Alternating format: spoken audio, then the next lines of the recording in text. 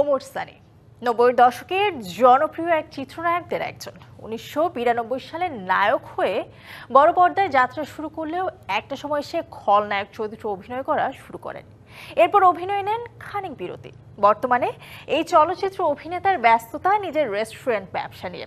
সম্প্রতি ডিবিসি নিউজের সাথে এক সাক্ষাৎকারে ওমর সানি কথা বলেছেন নিজের ক্যারিয়ারের সাথে বর্তমান ব্যস্ততা নিয়ে।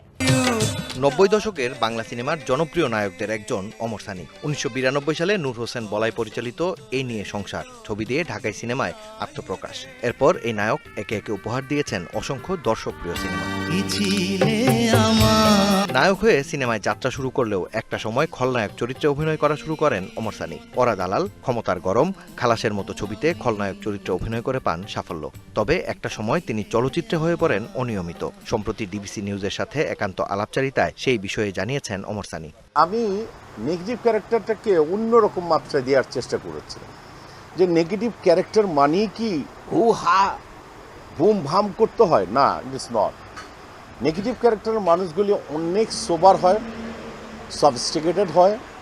আমি নেগেটিভ ক্যারেক্টার করেছি অলমোস্ট 50-এর উপরে। আমি কিন্তু 8-9 বছর যাবৎ কোনো নেগেটিভ ক্যারেক্টার করি না।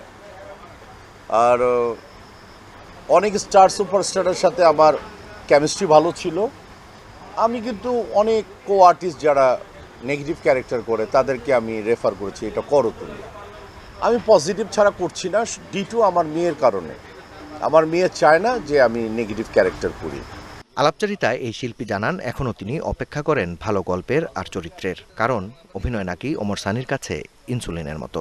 আমার যে ইরিটেশন বলবো না, যে বলে না যে ইনসুলিন,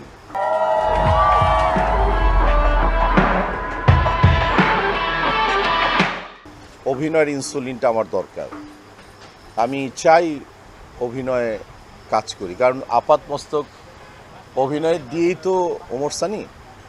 তো আমি চাই, আমি যে সবসময় একটা খালি কথা বলি যে আমি অলওয়েজ একটা ভালো ছবির আশার ক্যারেক্টার খুঁজি। আমি ভালো ছবি এবং ক্যারেক্টার দুইটি খোঁজার চেষ্টা করি।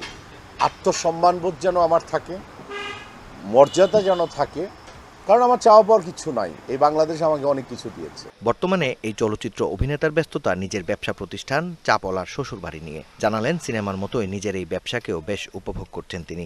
আমি খুব অ্যাডজাস্ট হয়ে গেছিলাম এগুলি দেখতে দেখতে, নিজেকে আর মানাতে পারছিলাম না। পরে চিন্তা করলাম যে না, আমার বিজনেসের মধ্যে আমি অ্যাটেনশন দিই এবং আমি ভীষণভাবে এনজয় করছি। আমার চলচ্চিত্র যেরকম আমি এনজয় করে আল্লাহ আমাকে ওমর সানি বানিয়েছে, আমি আমার বিজনেসে চেষ্টা করছি হাঁটি হাঁটি পা পা করে। ৯০ দশকের জনপ্রিয় এই অভিনেতা নিজের রেস্টুরেন্ট ব্যবসার পাশাপাশি সুযোগ পেলে আরও কিছু ভালো চরিত্রে কাজ করে বাকি জীবনেও থাকতে চান দর্শকদের ভালোবাসা নিয়ে। মাকসুদুল হক ইমু, ডিবিসি নিউজ।